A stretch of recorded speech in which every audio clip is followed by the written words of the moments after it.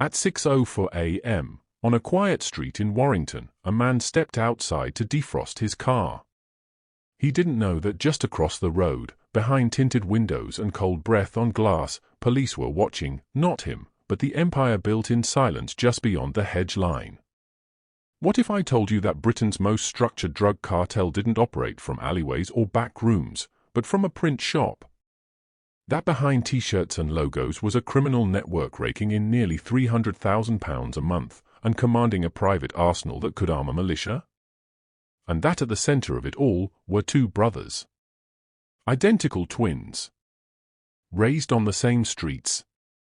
But one smiled while the other ruled by fear. Together, they built something almost invisible, until it wasn't. This isn't just another drug story. This is about how control becomes power and how silence becomes law.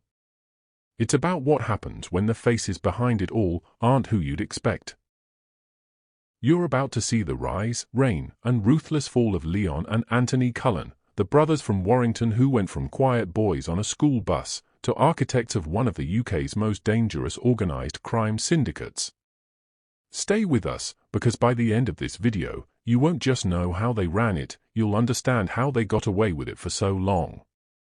And how a town that once looked peaceful became a pressure cooker. This is Crime Lines UK, real stories, real crimes. If true crime is your thing, if you want more chilling stories like this one, real criminals, real investigations, real consequences, then hit that subscribe button. Now, let's go back to where it all began. Warrington. A place with no skyline. Rows of red brick terraces, football on the green, and a rhythm that never strays too far from routine. It's the kind of town where everyone knows someone, and most days end where they begin, quietly. But Warrington's position on the map was anything but quiet. To the west, Liverpool, scarred by years of turf wars. To the east, Manchester, where crime was bigger, faster, louder. And caught between them, this town became something else entirely, a corridor. A link. A place where big things could be moved without big attention. It wasn't a battleground. It didn't need to be.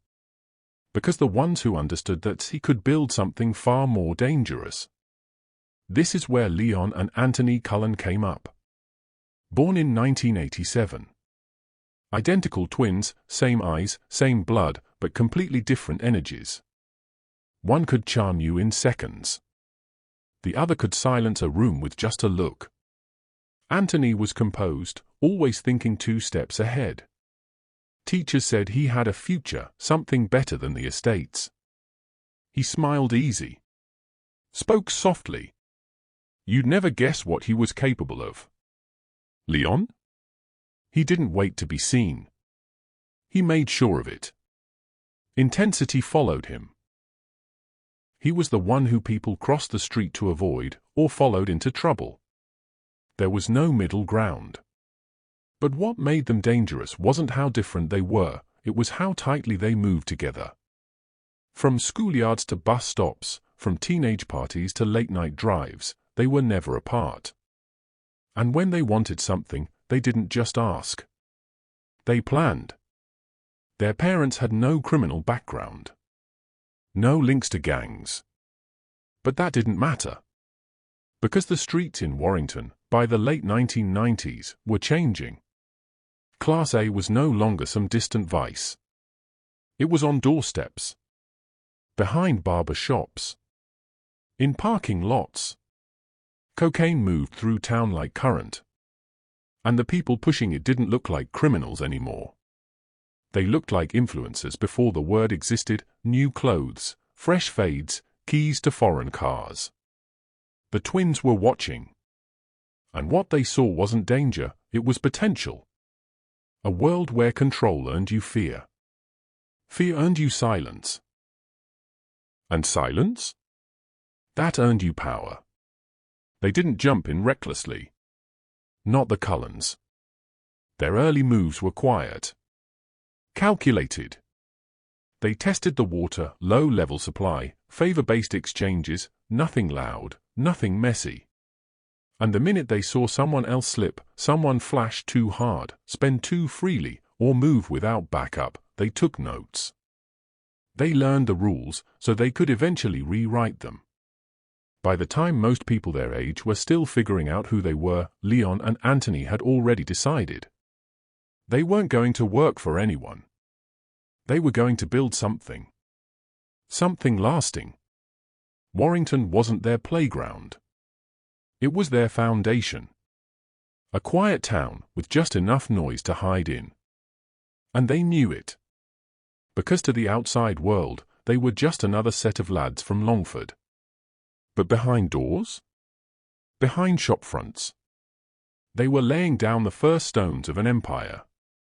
You don't build an empire by chance. You build it brick by brick with patience, loyalty, and the kind of discipline most people never see coming. For the Cullen twins, it started with observations. How a local dealer lost it all flashing cash outside a club. How another disappeared overnight after a drop went wrong. The lesson? Stay small until you're ready to grow. And when you do grow, never make a sound. While others were trying to be legends, Leon and Anthony were studying the room. By their late teens, they weren't just known, they were respected. Quiet operators. Always fair until you crossed them. And if you did, the response wasn't loud. It was precise. The earliest known front was a signage company, Spot on Signs. On paper, a local design business. Posters, vehicle decals, branded uniforms. It looked legit. Walk through the doors, and you'd see vinyl cutters and workbenches. But out the back? That's where the real business was happening. Spot on Signs was a shell. The place to move product, stash profits, and plan without suspicion. They kept records, but not in scribbled notes or throwaway books. Spreadsheets. Files. Names. Amounts. Deadlines. It was controlled like a company because that's what it was becoming. They weren't street dealers. They were directors. And they didn't just move product. They moved influence. There was a moment that changed how people saw them. Known locally as the Kettle Estate incident. A young runner for another group had skimmed off the top, nothing major, just a few grams missing. But it was enough. Enough to send a message. That runner was found 3 days later, unharmed, but different. No bruises. No hospital trip. Just silence. He never said what happened. He never stole again.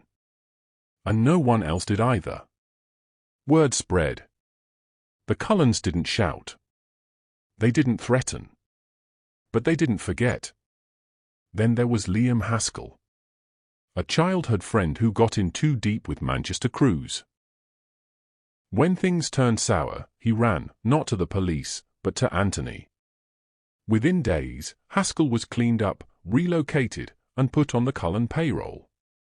They took care of their own. But it came with a condition: loyalty wasn't optional.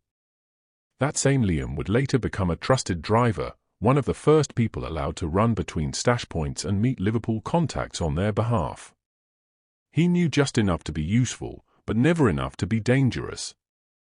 By 21, the twins had climbed from petty deals to regional coordination. They weren't pushing bags, they were managing distribution. Through intermediaries, they linked up with suppliers out of Liverpool. High-purity cocaine. Large volume. Regular flow. And unlike many at their level, they didn't dilute the product. They didn't need to. Purity sold itself. And reputation bought silence. They began assembling a team. Not soldiers, specialists. People who understood transport, who could count, who could drive from Liverpool to Warrington without drawing a single glance. Friends became employees. Employees became assets.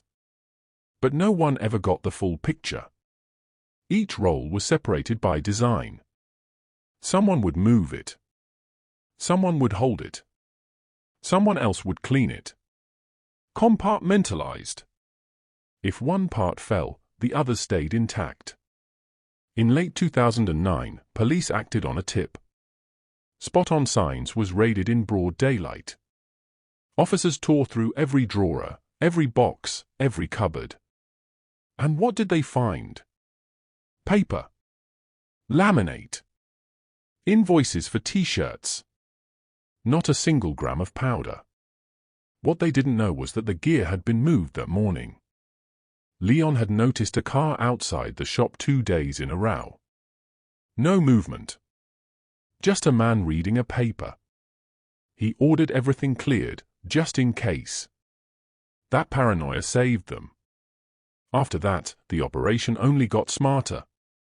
Cleaner. They diversified. Rented flats across Warrington. Changed phones weekly.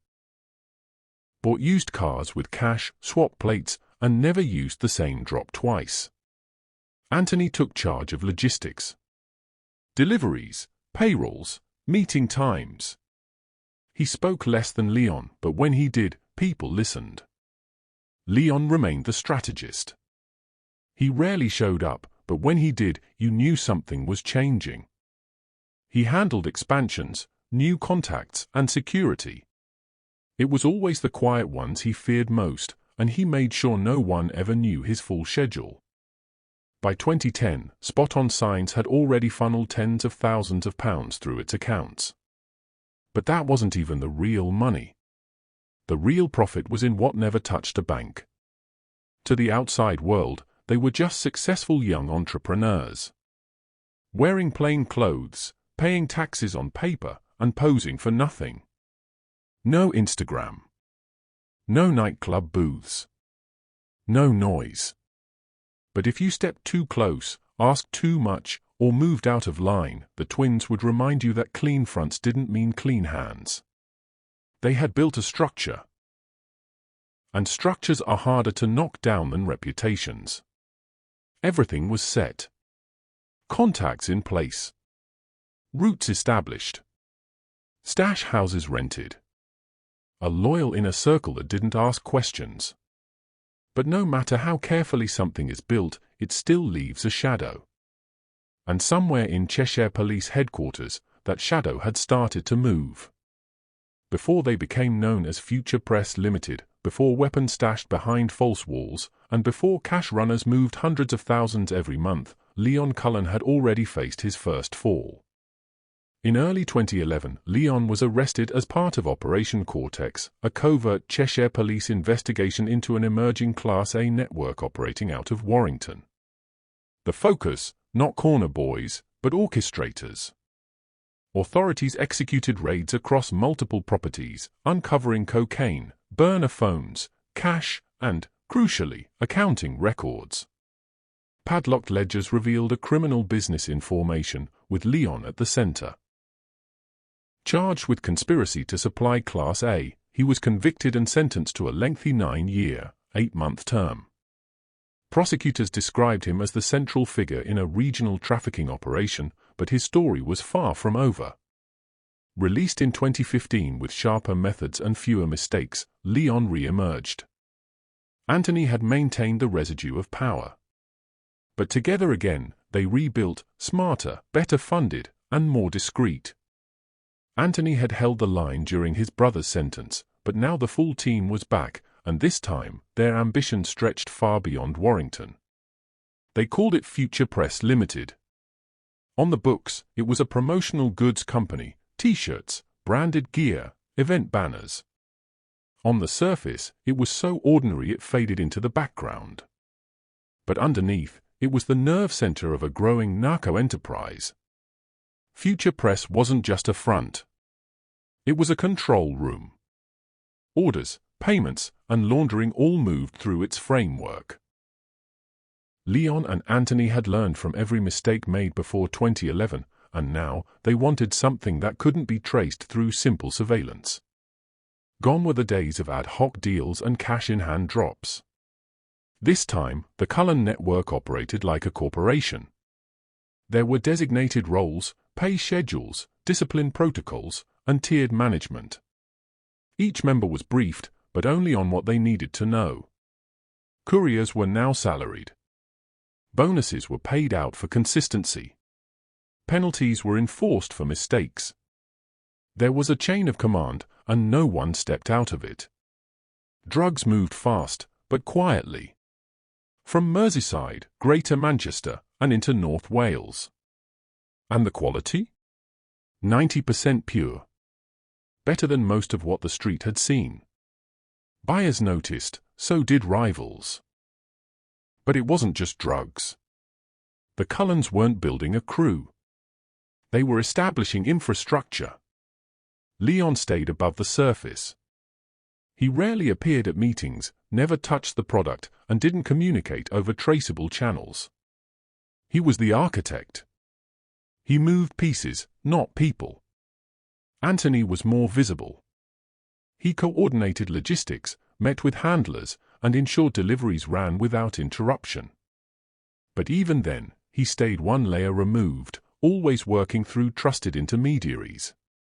To protect the operation, they needed enforcement and firepower. Chris Tunn handled that. A trusted associate, Tunn was the keeper of the gang's arsenal. Rifles, shotguns, handguns, silencers, even grenades. Stored in hidden compartments, behind false walls, or buried deep in remote safe houses, the weapons were ready at all times. Not for show, but for function. When intimidation was needed, the Cullens didn't threaten. They deployed. Shot Ryan led enforcement. Debt collection. Street-level warnings. He was the presence you felt before you saw him, and when he appeared, things changed quickly. Often without anyone calling the police. Matthew Spencer and Nigel Girk were the cash runners. Trusted to move large sums between drop locations, stash houses, and courier meetups. They didn't ask questions. They followed directions. And when they were stopped, they said nothing. On one occasion, Spencer was pulled over with nearly £15,000 hidden beneath floor panels. He offered no explanation, only a smile. Robert BBY, both an enforcer and a key logistics man, was known internally as a fixer. If something needed to move, he made it move. If someone needed watching, he watched. And if violence followed, it was rarely traced back to him. Each member had their role. Some ran safe houses. Others managed storage, transport, or low-risk handoffs. But no one saw the full picture. And that was deliberate. The system was compartmentalized. You carried a parcel, but you didn't know where it came from. You met a man, but you didn't know his name. That's how they stayed ahead. Cars were changed weekly. Plates swapped. Phones rotated every few days. They used encrypted apps and burner devices that couldn't be tracked once destroyed. Drop locations were temporary. Today, it might be a lay-by outside Runcorn. Tomorrow, a parking lot in Rill. Always moving. Always just out of reach. Some properties were never lived in, just used. Rented under false names, they housed nothing but hollowed-out furniture and empty walls concealing large sums of cocaine or firearms. Others were functional flats, dressed as family homes, with trapdoors beneath floorboards and magnetized panels behind wardrobes. The Cullens weren't just moving gear. They were sourcing at scale. And it didn't take long for their operation to intersect with even bigger names. Their consistent product quality and quiet efficiency brought them into contact with Liverpool's Tobin brothers, Alan and John, key players in a national drug supply network. These weren't street-level dealers. They were importers. Wholesalers. And the Cullen twins became trusted clients. Large orders, regular payment, no drama. That relationship would later connect them to one of the largest drug seizures in UK history, but at this stage, it was all business. Quiet countryside meetings. Vans parked nearby. Conversations measured in glances more than words. The Cullen cartel worked because it didn't behave like a cartel. There were no headlines. No flashy cars. No shootouts or statements. Just movement. Planning. Repetition. Their goal wasn't to be feared, it was to be unseen. And for a time, it worked. Profits soared. Their name didn't. Warrington became a key point in the UK drug supply chain, and no one outside of law enforcement even knew it. But with every movement, someone was watching. Patterns formed. Names surfaced. Cars were logged. And slowly, the operation that had thrived in the shadows began to show its shape. Because when things run too smoothly for too long, someone always notices. By 2016, Warrington had a problem no one could prove. Drugs were moving, fast and clean. Money was circulating, but never visible. Arrests happened, but never close to the top. There were no turf wars, no flash. But detectives knew something large was operating just out of reach. And it wasn't just about drugs anymore, it was about influence, control, and silence. So Cheshire Police went dark. Deep surveillance, months of intelligence, and a new directive: track everything. Not the street sellers. Not the runners. But the system itself. They called it Operation Samurai. Operation Samurai wasn't about busts, not yet. It was about patterns. A van parked every Wednesday on a certain side street. A courier who visited 5 homes in 5 hours but carried no shopping bags. Men entering flats with nothing, exiting with padded jackets or rucksacks, even in summer. Officers didn't act. They watched. They logged every plate, every route, every second that felt out of place. Slowly, a skeleton emerged. A delivery network with surgical precision. Some runs lasted minutes. Others followed unpredictable paths, like couriers driving 80 miles just to loop back within the hour. It made no sense unless you understood they weren't delivering drugs. They were delivering trust, instructions, pieces of a map. The Cullen network was a ghost, and ghosts leave no fingerprints. Phones were encrypted. Conversations were brief, coded, and rarely repeated. Names were avoided. Everything was designed to be deniable. Police tapped dozens of lines. They installed pole cameras. They set up mobile teams on rotation, tailing vehicles without being seen. In 18 months, they built the clearest picture they could, without anyone ever saying a word. Still, the Cullen twins themselves? Untouchable. No drugs. No calls. No addresses. Just names whispered, movements predicted, and layers upon layers of intermediaries. And then, something shifted. Through surveillance, detectives noticed overlap.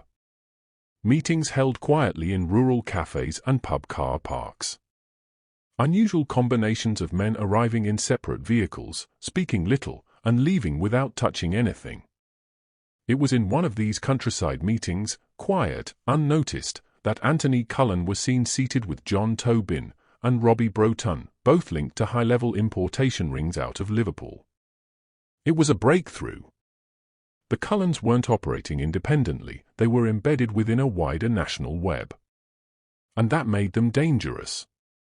August 2018. A routine traffic stop on the M6. What officers discovered would become the largest land-based cocaine seizure in UK history: 186 kilograms of 90% pure cocaine, hidden beneath the van floor, sealed in custom-fitted compartments. Street value, over £20 million. It didn't carry the Cullen name. But the routes matched. The logistics aligned. The vehicle had ties to a shell company previously associated with Future Press. And above all, encrypted messages recovered later would show Anthony Cullen's awareness of the movement just days before the bust. After that seizure, surveillance tightened. Police no longer just watched vans, they traced suppliers. They followed safe house landlords. They unpicked burner phone connections and traced delivery cars through remote CCTV. They began to identify the backbone of the operation: stash house coordinators, clean vehicle registrants, money men moving tens of thousands in zip duffels hidden under floorboards. They also mapped out what officers called the web effect, a logistical formation where no two handlers shared two common links. It meant that if one was caught, they could only expose one other. It was safety by design. After 18 months, every piece was in place. The police didn't just want the product. They wanted the infrastructure. They identified more than 20 properties, logged nearly 100 deliveries, cross-referenced burner phone activity with surveillance footage, tied cash movements to personal bank deposits. Still, there was one problem: Leon Cullen. He remained invisible. No phone. No social media. No traceable finances. Police believed he was operating through verbal communication and third-party messengers, often using public spaces where surveillance was harder to control. There were moments officers believed they came close, catching fleeting glimpses of a figure in the distance, someone watching from across the road. But nothing stuck. No images. No contact. By early 2019, Operation Samurai was ready to strike. Every van had a file. Every courier had a log. The Cullens had built something that ran like a machine.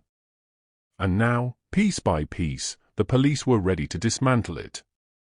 What followed would be a coordinated takedown, one of the most extensive in Cheshire's history. But even as the warrants were prepared and the teams deployed, there was one question left unanswered. Where was Leon Cullen? It was the morning of January 10, 2018. A freezing dawn rolled over Warrington. The streets were still. Windscreens frosted. Vans idled in silence on side roads. But behind those quiet facades, Cheshire police were moving. In vans, in plain clothes, in tactical teams, a network of officers ready to bring down another. Operation Samurai had been in motion for 18 months.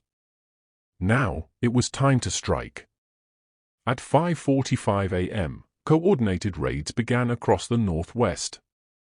Properties in Warrington, Liverpool, Manchester, North Wales, and beyond were hit within minutes of each other. This wasn't about warning. It was about shock. Entry teams didn't knock. They breached.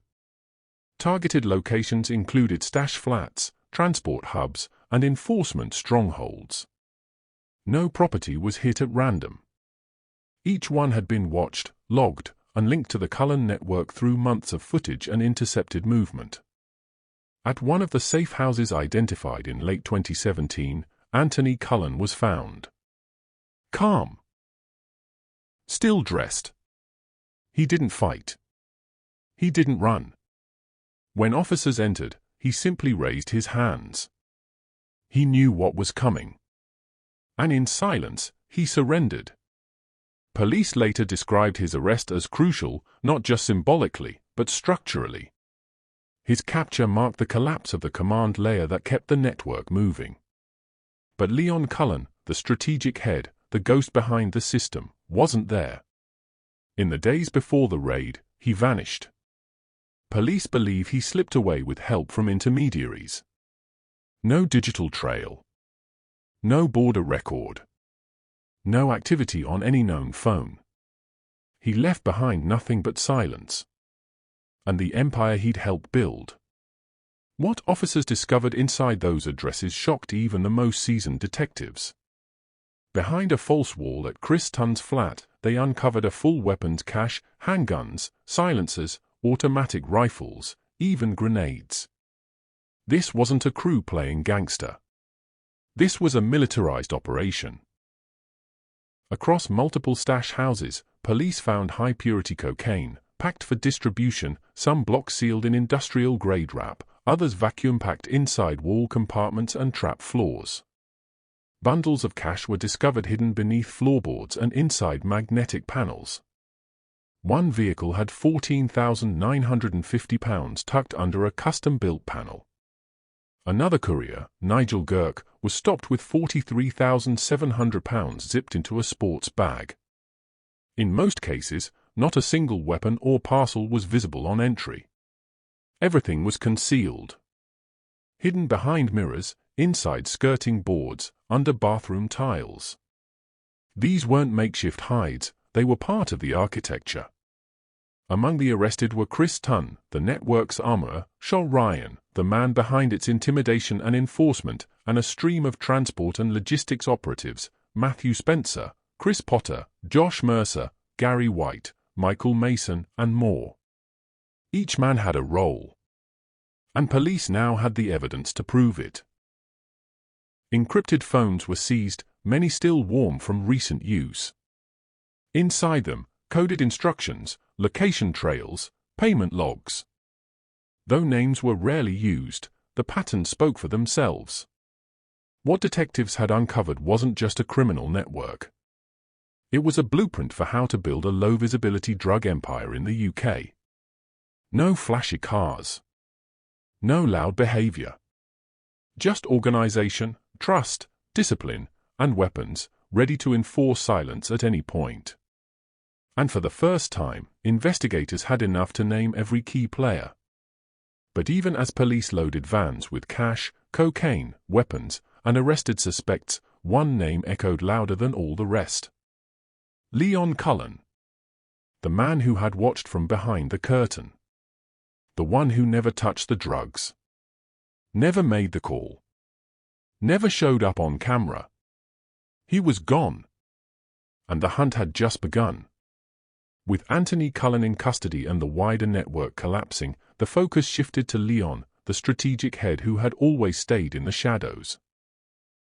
The manhunt began immediately. Cheshire Police worked with National Intelligence, Interpol, and Europol. Every known alias, every past associate, every property Leon may have touched was checked, flagged, and monitored. But there was nothing. Leon had scrubbed his footprint, no phone use, no online accounts, no digital signal. Weeks passed. Then months. And still, nothing. The theory was simple: Leon had fled the country using false documents, and with his history of operating through intermediaries, he was better equipped than most fugitives to vanish. Then in early 2020, a lead surfaced. Investigators received intelligence that Leon Cullen had been spotted in Dubai, living under a false identity in a luxury apartment in Jumeirah. Surveillance confirmed it. And this time, there would be no escape. Working with Emirati authorities, Cheshire Police coordinated an international arrest. In February 2020, Leon Cullen was detained in Dubai without resistance. He was flown back to the UK under armed escort and placed into immediate custody. The man who had once built an invisible empire, with clean hands and a shadow command, was finally behind bars. His return would pave the way for one of the largest courtroom prosecutions of a single criminal enterprise in Cheshire's history. The Cullen cartel, designed for silence, built to outlast prison, police, and even exposure, had finally fractured. And soon, the courtroom would hear just how deep the damage went. The courtroom had waited 3 years for this moment. And in May 2021, the doors finally opened at Liverpool Crown Court. The case laid before the judge wasn't just about drugs or guns. It was about a structure, invisible in plain sight. An empire disguised as a business, led by two brothers who had built an underworld economy inside suburban Warrington. From the first day of hearings, prosecutors wasted no time. They presented the Cullen organization as a criminal syndicate with hierarchy, payroll, enforcement, and global reach.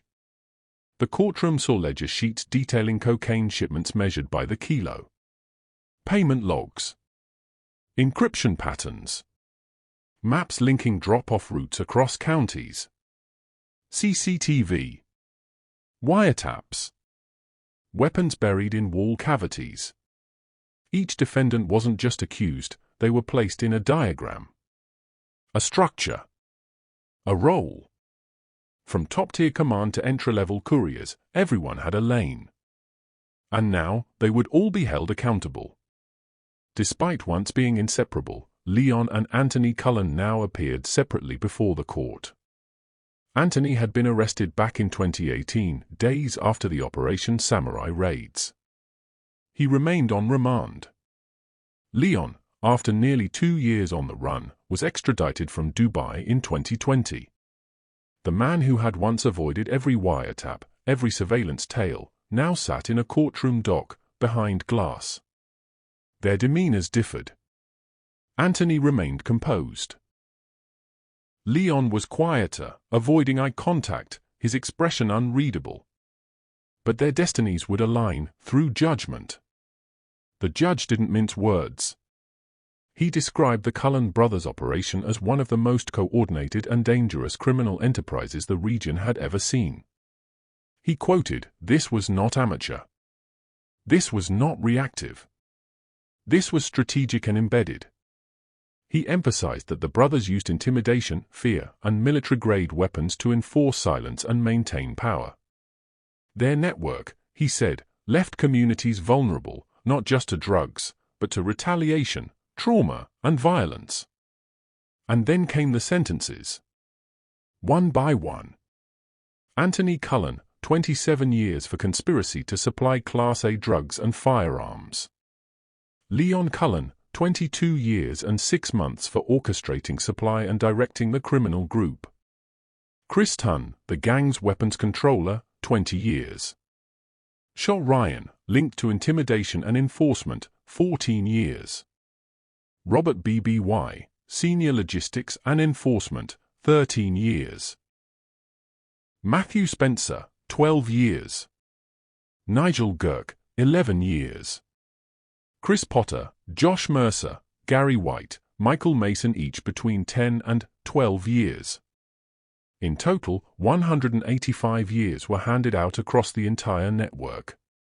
Not in one sweeping sentence, but in measured responses, each matching role, evidence, and responsibility. But the sentencing wasn't the only statement. Cheshire Police made a bold decision. They released digitally aged mugshots of Leon and Anthony Cullen to the public, showing what they might look like at the end of their sentences. It was a message not written in legalese, but in visual finality. No Rolex. No designer coat. Just age, consequence, and time. For the Cullen brothers, the courtroom marked the end of freedom. But for Warrington, it marked something else, a shift. Because when power falls, something always rises to claim the gap left behind. The courtroom verdict brought headlines, but it didn't bring quiet. With the Cullen structure gone, the order they enforced, through fear and hierarchy, disappeared too. What filled the gap was violence, uncertainty, and blood. In the months that followed, Warrington saw a wave of retaliations. Drive-by shootings. Grenade attacks. A man gunned down outside a barbershop. What had once been tightly controlled became territory up for grabs. Gangs once pushed back by the Cullens now came forward. And the lines that had kept things calm began to blur. In response, Cheshire Police deployed armed units across hot zones. Surveillance returned to the estates. Intelligence units began watching not just for new gangs, but for those who might rebuild the old one. The Cullen name once stood for discipline and control. But in the end, it collapsed like anything built on fear. Their empire gave some people money. It gave others a reason to stay silent. But it didn't last. And when it fell, it showed that the illusion of power fades the moment the silence breaks. Leon and Anthony Cullen controlled the streets from the shadows. But in the end, the shadows turned on them. Now they're behind bars. But the streets? They're still catching their breath. So we ask you, was justice truly served? Or was this just a chapter in a cycle that never really ends? Drop your thoughts in the comments. Was the punishment enough? Was it too late? And if this story gripped you, subscribe and hit the bell, because the next case might already be unfolding.